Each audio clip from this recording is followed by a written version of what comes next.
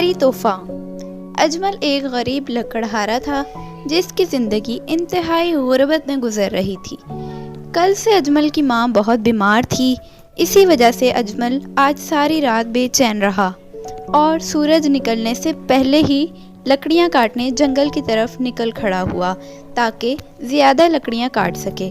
اس نے فجر کی نماز بھی جنگل میں ہی ادا کی اور اللہ کا نام لے کے لکڑیاں کاٹنا شروع کر دیں۔ دوپہر ہو چکی تھی، سورج سر پر آ پہنچا تھا۔ اجمل پسینے میں شرابور تھا مگر اس کا دل لکڑیوں کے ڈھیر کو دیکھ کر مطمئن تھا۔ اجمل کا جوڑ جوڑ دکھ رہا تھا مگر ماں کا بیمار چہرہ اور بچوں کی بھوک کے خیال سے اپنی تھکن بھول کر محنت کرتا رہا۔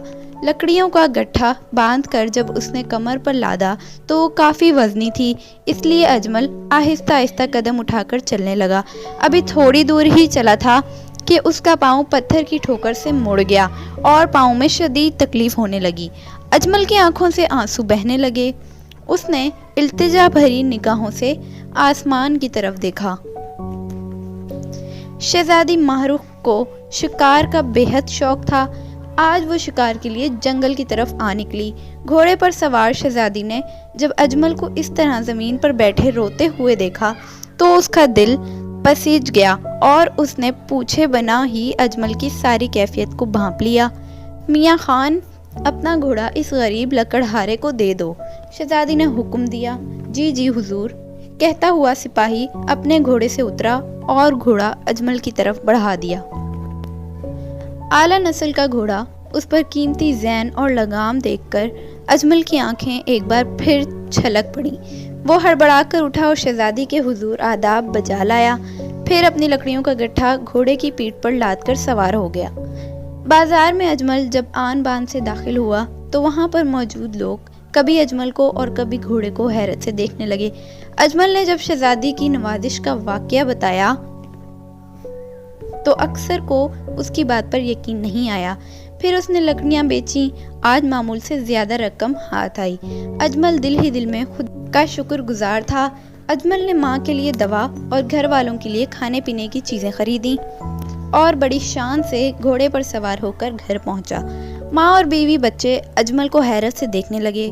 اجمل نے تمام واقعہ بیان کیا جسے سن کر سب بہت خوش ہوئے۔ اب گھوڑے کے رکھنے کا مسئلہ درپیش تھا۔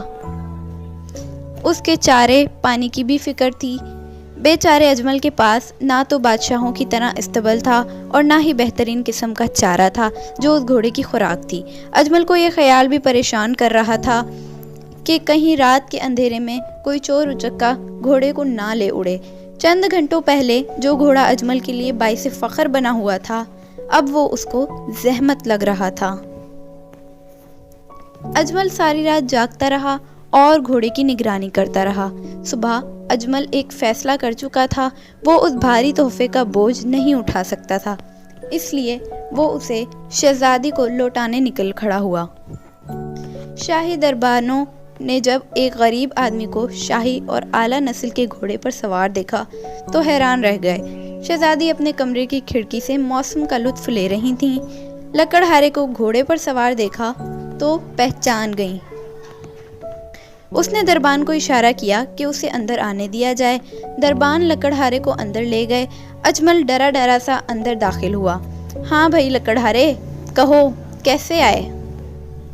شہزادی نے اجمل سے سوال کیا۔ حضور، میں آپ کا تحفہ لوٹانے آیا ہوں، آپ اس کو واپس لے لیجئے، آپ کی مہربانی ہوگی، اور میں اس کا اہل نہیں ہوں۔ مگر کیوں؟ شہزادی نے سوالیہ نگاہوں سے اجمل کی طرف دیکھا۔ دراصل اس کی حفاظت، دیکھ بھال اور کھانا پینا میرے لیے بہت مشکل ہے، اجمل نے نپا تلا جواب دیا۔ یہ سن کر شہزادی کو احساس ہو گیا کہ غریب آدمی کے لیے یہ تحفہ واقعی بھاری ہے۔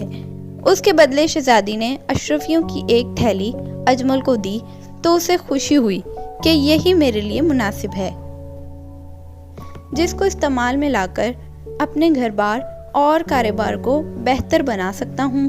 اور شہزادی ماہ رخ اس کے چہرے پر خوشی دیکھ کر مسکرانے لگی۔ اگر آپ کو ویڈیو اچھی لگی ہو تو لائک کیجئے، شیئر کیجئے، میرے چینل کو سبسکرائب کیجئے۔ ملتے ہیں آپ سے ایک نئی ویڈیو کے ساتھ، تب تک کے لیے اپنا خیال رکھیے گا۔ اللہ حافظ۔